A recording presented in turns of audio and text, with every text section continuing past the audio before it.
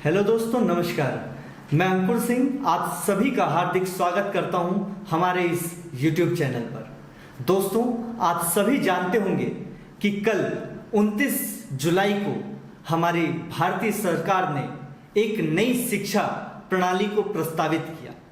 तो दोस्तों, आज हम इसी बात पर चर्चा करेंगे। तो आइए इस चर्चा को आगे बढ़ाने के लिए हमारे बीच स्टूडियो में उपस्थित हैं ऋतुराज जी, जो कि गत वर्ष इंजीनियरिंग की पढ़ाई समाप्त कर हमारे बीच उपस्थित हुए हैं। सबसे पहले ऋतुराज जी, आपका हार्दिक स्वागत करता हूं मैं। तो ऋतुराज जी, जैसा कि आप जान रहे हैं कि 34 साल बाद यह जो शिक्षा नीति है यह परिवर्तित हुई है, तो इसके बारे में आपके क्या विचार है? क्योंकि आप जानते ही हैं कि पहला जो परिवर्तन हुआ था आजादी के बाद वो 1968 में हुआ था, जो कि इंदिरा गांधी जी उस समय प्रधानमंत्री थी। उसके बाद जो कि हुआ था 1986 में, जिस टाइम पे राजीव गांधी जी प्रधानमंत्री थे। और अभी कल, जिसको हम बोल सकते हैं 29 जुलाई को, एक और शिक्षा नीति में बदलाव हुआ जो कि 34 साल बाद हुआ है। तो उसके बारे में आपके क्या विचार हैं? जरा हमारे दर्शकों को विस्तृत रूप में जानकारी दें। तो सबसे पहले तो जितने दर्शक हमारे शो को देख रहे हैं उन सभी को मेरा नमस्कार। और जैसा कि हम सभी जानते हैं, कल जो हमारा जो शिक्षा पद्धति में को परिवर्तन करने के लिए जो ड्राफ्ट जो शामिल किया गया था उसको मंजूरी मिल गई है। तो अब इसको समझने के लिए सबसे पहले हमें इस बात पे ध्यान देना होगा कि आखिर हमें इसकी ज़रूरत क्यों पड़ी और क्या ऐसी चीज़ है जिनको हमें चेंजेस के लिए चेंजेस करना था और जिसमें हम चेंजेस ला रहे हैं। तो इसको समझने के लिए सबसे पहले हम उन जो देश जो विकसित हो चुके हैं, ऑलरेडी जो विकसित देश हैं, उनकी शिक्षा पद्धति को समझना आवश्यक है।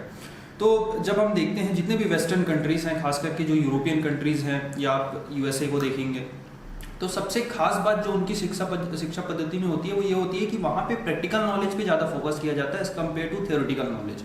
जैसे कि जनरली हमारे कॉलेजों में, स्कूल्स में क्या होता है, नॉर्मली हम बुक्स पढ़ते हैं, वहाँ से ज़्यादा से ज़्यादा आंसर्स याद करते हैं, या जो क्वेश्चंस हैं वो सिमिलरली 1-2 मेथड्स हमको टीचर बताते हैं, उस मेथड को हम यूज़ करके, और एग्जाम्स में भी यही होता है, चाहे वो CBSE हो या आपका स्टेट बोर्ड का एग्ज़ाम हो या कोई भी यूनिवर्सिटी का एग्ज़ाम क्यों ना हो, हर बार सेम तरह के क्वेश्चंस आते हैं वहाँ पे। तो इसका सबसे बड़ा नुकसान अगर हम देखेंगे तो जैसे कि हम आज भी देख रहे हैं कि भले ही हमारी GDP जो है 2.69 समथिंग की है अभी हाल फिलहाल में, जो $1 ट्रिलियन की, बट हम यहाँ पे देख रहे हैं कि हम यहाँ पे एक्सपोर्ट जो है वो बहुत कम करते हैं, इंपोर्ट ज़्यादा करते हैं। और उसके पीछे रीज़न ये होता है कि मैन्युफैक्चरिंग जो सेक्टर है हमारे देश में उतना मजबूत है नहीं।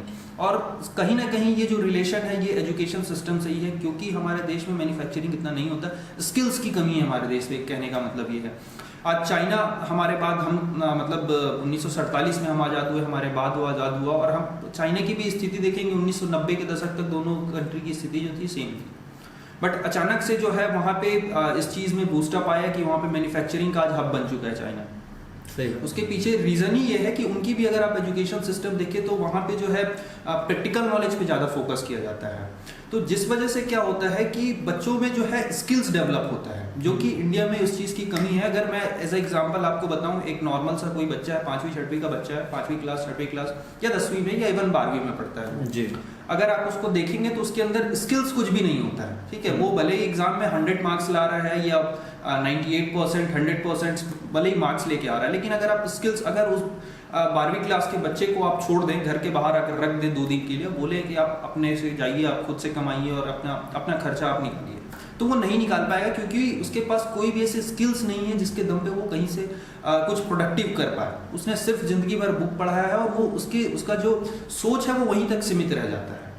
तो जो हमारी नई शिक्षा पद्धति आई है, इसमें जहाँ तक मुझे अभी पता चला है कि इसमें कई ऐसे बदलाव किए जा रहे हैं जिसमें कि जो है प्रैक्टिकल नॉलेज पे ज़्यादा फोकस किया जाएगा। प्रोजेक्ट्स वगैरह को जो है स्पेशल क्राइटेरियाज में रखा गया है। साथ ही साथ अगर हम यहाँ पे देखें तो जैसे कई और इम्पॉर्टेंट बदलाव हैं यहाँ पे, इसके अंदर जो ड्राफ्ट हमारी मंजूर हुई है उसमें कई नए बदलाव देखने को मिल रहे हैं हमें।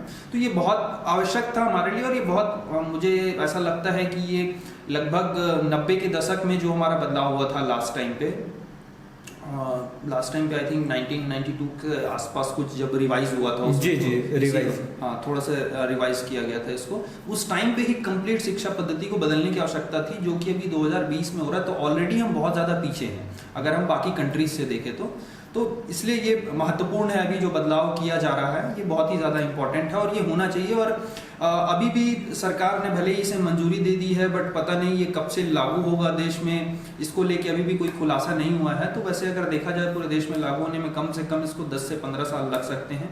अभी ऐसा नहीं है कि इसको मंजूरी मिल गई है और ये कल के दिन से ही लागू हो जाए। बिल्कुल ऋतुराज जी, जो आप बीच में एक पॉइंट था, मैं आपको रोकना चाह रहा हूँ। एक बीच में एक पॉइंट था कि आपने बात की जीडीपी की, तो मैं जानना चाह रहा हूँ, देखिए जैसे अभी आपने देखा ही होगा नई शिक्षा पद्धति जो प्रस्तावित हुई है उसके अंतर्गत, तो ऋतुराज जी आपको बीच में मैं टोकना चाहूंगा क्योंकि एक आपने बीच में एक प्रश्न उठाया जीडीपी का।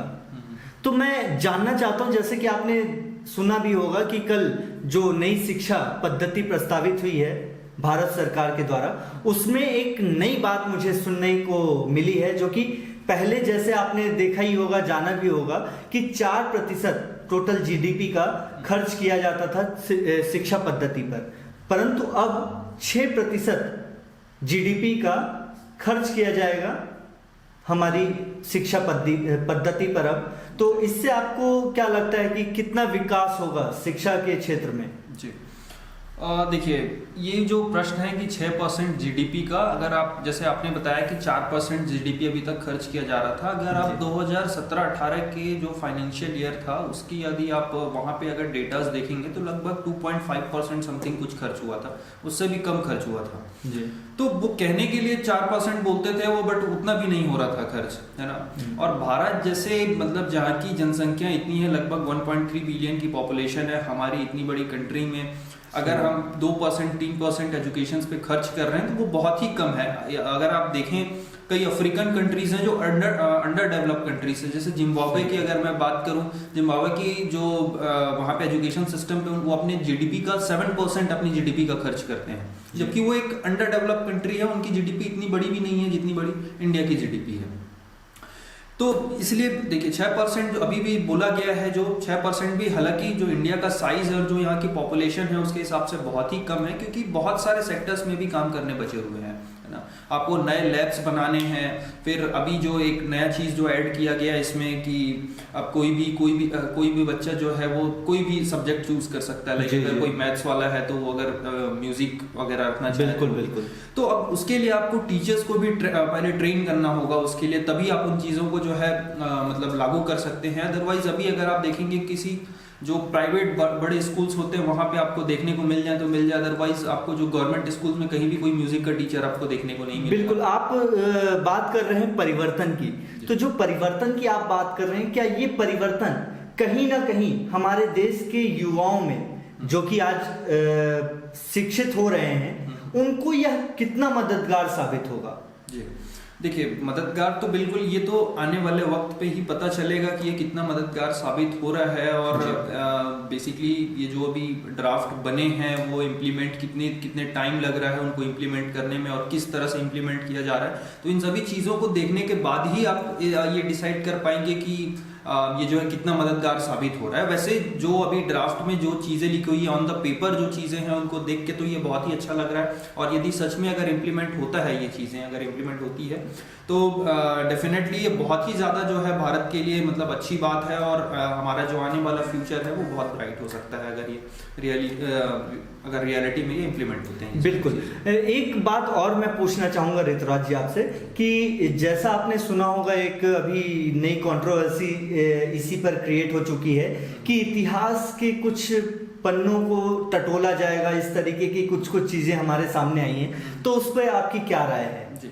देखिए, ये अभी की चीज़ें नहीं है, ये बहुत दिन से चल रही है ना। और इसके पीछे रीज़न भी ये है, जैसा अभी हम जानते हैं बीजेपी जो है वो सत्ताधारी पार्टी है अभी, और वो एक राइट विंग की पार्टी है, एक हार्डकोर जो आइडियोलॉजी है उनकी। बिल्कुल, सो वो बिल्कुल आप बिल्कुल ये एक्सपेक्ट कर सकते हैं कि आने वाले टाइम पे बिल्कुल आपको चेंजेस देखने को मिले, और खास करके जो मेन पॉइंट्स होगा उनका वो मुगलों की तरफ ही फोकस होगा, जो मुगलों की हिस्ट्री हमें पढ़ाई जाती है अभी तक, मे भी उसमें कुछ आपको चेंजेस देखने को मिल सकता है, और उसका रीजन भी वही है जो अभी बीजेपी जो एक मतलब बोलना चाहिए कि एक हिंदू राष्ट्रवाद वाली पार्टी है, सो बिल्कुल आपको बदलाव। तो कहीं आपको ऐसा नहीं लगता है कि लाइक अगर कुछ इतिहास के पन्नों को टटोला जाएगा या उनको हटाया जाएगा तो उससे हमारे पूर्वजों पर या इतिहास पर कुछ प्रभाव पड़े? जी बिल्कुल। देखिए, अब इस चीज़ को समझने के लिए पहले आपको ये समझना जरूरी है कि आप पूर्वज अपना मान किसको रहे हैं जी। अगर आप बीजेपी के पॉइंट ऑफ व्यू से देखते हैं तो फिर हमारे पूर्वज वो है ही नहीं। हमारे पूर्वज दरअसल छत्रपति शिवाजी, महाराणा प्रताप जैसे लोग हमारे जो है पूर्वज हैं। तो अगर आप उनके पॉइंट ऑफ व्यू से देखते हैं तो कुछ भी मतलब कोई बहुत बड़ा वो नहीं, परिवर्तन नहीं है। बिल्कुल सही बात है ना, तो वो बिल्कुल चलेगा उनके लिए, और वो यही चीज चाह रहे हैं कि जिनकी जरूरत है असल में उनके हिसाब से उन चीजों को बढ़ाया जाए। अगर आप वहीं कांग्रेस की बात करते हैं, चूंकि वो लेफ्ट विंग पार्टी है, सर्वधर्म समभाव को मान के चलती है, तो फिर वहां पे बिल्कुल अगर कोई हमारे देश में 200 साल 300 साल या 400-500 साल अगर कोई रहा है और उसने राज किया है, तो फिर उनके पॉइंट ऑफ व्यू से वो सही है कि उनके हिस्ट्री को हमें पढ़ाया जाए, ताकि किस तरह से हमारा हिस्ट्री पढ़ने का क्या मतलब होता है कि अपने इतिहास को जानना, जो भी हमारे कंट्री का इतिहास रहा है, तो वो आपको पहले ये सोचना मतलब देखना होगा कि आप किसके पॉइंट ऑफ व्यू से देख रहे हैं, उस पर डिपेंड। जी जी जी, सही बात है। एक आखिरी सवाल मैं पूछना चाहूंगा, निष्कर्ष आपका क्या निकलता है? क्या इस परिवर्तन से देश एक तरीके से प्रगति कर सकता है या कहीं ना कहीं इसका नुकसान होगा? क्योंकि ये सवाल सिर्फ मेरे मन में नहीं, हमारी पूरी जनता जो इस वीडियो को देख रही होगी उसके दिमाग में भी ये सवाल अवश्य होगा। बिल्कुल। देखिए, सबसे पहली बात तो मैं ये बताना चाहूँगा कि हमें कभी भी अगर किसी भी सवाल का हम जवाब चाह रहे हैं, ठीक है, तो हमें दूसरों की बात भले ही हम सुन लें, लेकिन हमारा खुद का एक पॉइंट ऑफ व्यू होना चाहिए, ठीक है। वो सबसे ज़्यादा इंपॉर्टेंट होता है। अगर आप दूसरों की बात सुन के चलेंगे तो वो आपको ही हार्म करेगा बात, ठीक। तो जो मैं यहाँ पे मेरा पर्सनल पॉइंट ऑफ व्यू है मैं वो आपको बताता हूँ। देखिए, जो जैसे मैंने ये चीज़ पहले भी मेंशन किया कि जो ऑन द पेपर जो चीज़ें हैं, अगर सिर्फ उनको देखा जाए तो ये बहुत ही लाइक बोलना चाहिए कि एक इम्पॉर्टेंट जो चेंजेस होने जा रहे हैं ये बहुत ज़्यादा मददगार होगा हमारे लिए, है ना। बट फिर बात वहीं पे आ जाती है कि कितना समय लगेगा इसको इम्प्लीमेंट करने में, किस तरीके से सरकार इम्प्लीमेंट करती है, क्योंकि आज भी कई ऐसे गांव अगर आप देखते हैं, कई ऐसे गांव हैं जहाँ पे स्कूल्स तक नहीं है, और आज भी है ये चीज़, ऐसा नहीं है कि आज। तो जब वहाँ पे स्कूल्स ही नहीं है तो आप एजुकेशन सिस्टम में बदलाव लाके क्या करेंगे? सही बात है, ठीक है। तो दोनों तरीके से आपको देखना पड़ेगा, ठीक है। तो अगर आप सरकार इस चीज़ को बहुत ही अच्छे ढंग से करती है, इम्प्लीमेंट करती है, तो बिल्कुल इसके बहुत अच्छे जो हमें रिजल्ट्स देखने को मिलेंगे आने वाले टाइम पे, ठीक है। और बोलते हैं कि 21वीं सदी जो है वो एशिया का है, इंडिया का है। 21वीं 22वीं सदी जो आने वाली है वो इंडिया का है, और वो तभी होगा जब इन चीज़ों को जो हम अभी ऑन द पेपर देख रहे हैं, जब उनको हम सामने इम्प्लीमेंट होते हुए देखेंगे तभी वो पॉसिबल है। ऋतुराज जी, एक और आखिरी में एक आपने जो इस कंक्लूजन में बोला, मुझे एक और पॉइंट मेरे दिमाग में खटक गया कि जो आप बोल रहे हैं कि गांव के अंतरिम छोर तक अभी तक शिक्षा नहीं पहुंची अभी। बिल्कुल। तो कहीं आपको ऐसा नहीं लगता, क्योंकि ये बीजेपी राज में भी हुआ है कि अभी शौचालय के लिए योजनाएं चलाई जा रही हैं, घरों के लिए योजनाएं चलाई जा रही हैं, तो आपको ये नहीं लगता कि यही चीज शिक्षा के क्षेत्र में कुछ योजनाएं और अच्छी चला देनी चाहिए थी बीजेपी सरकार को पहले ही? जी, देखिए, ऑलरेडी अगर आप देखेंगे जो नीति आयोग है, बहुत से अलग अलग जो है हमारे देश में इस तरह की बोलना चाहिए कि योजनाएं चल रही है। जैसे सर्व शिक्षा अभियान आया था जी पहले, बट योजना चलाना ही सही सॉल्यूशन नहीं होता है, उसको इम्प्लीमेंट सही से करना वो सॉल्यूशन होता है, है ना। आप अभी जो सर्व शिक्षा अभियान चल रहा था उसके तहत, हालांकि मैं मानता हूँ बहुत से गांव में स्कूल्स बनाए गए, वहाँ पे मतलब लोगों तक शिक्षा को पहुंचाई गई, बट अभी जो है बात वहीं पे आ जाती है कि जब तक भारत इतना बड़ा कंट्री है, ठीक है, एक योजना को कंप्लीटली जो बोलना चाहिए इम्प्लीमेंट करना, है ना, तो वो एक तो सरकार के लिए भी चैलेंजिंग टास्क होता है वो, और दूसरा लोगों में भी जागरूकता होनी चाहिए इस चीज़ के लिए, है ना। तो बात वही है कि बहुत सारी योजनाएं ऑलरेडी चल रही हैं, बस उस पर ध्यान देने की ज़रूरत है और उसको सही से लागू करने की आवश्यकता है। बहुत बहुत धन्यवाद ऋतुराज जी, आप हमारे स्टूडियो में पधारे। तो दोस्तों, आगे भी हम आपके साथ इसी प्रकार जुड़े रहेंगे, लेकिन हमें आपके साथ जुड़े रहने के लिए आपके साथ की बहुत ज़रूरत है। तो दोस्तों इस वीडियो को आप देखें और मैं निवेदन करता हूं सभी देश के युवाओं से कि वे आएं और अपने सुझाव कमेंट सेक्शन में अवश्य दें इस वीडियो के प्रति। और आगे भी आपको किस विषय के संबंधित जानकारी चाहिए आप हमें कमेंट सेक्शन में अवश्य बताएं, जिससे कि हम आगे भी आपके साथ जुड़कर और आपकी समस्याओं का समाधान कर सकें। इसीलिए मैं आप सभी से निवेदन करता हूं कि अपने सुझाव कमेंट सेक्शन में दें और हमारे चैनल को अधिक से अधिक मात्रा में सब्सक्राइब करें और इस वीडियो को लाइक अवश्य करें और लोगों तक पहुंचाने के लिए शेयर भी जरूर करें। बहुत बहुत धन्यवाद।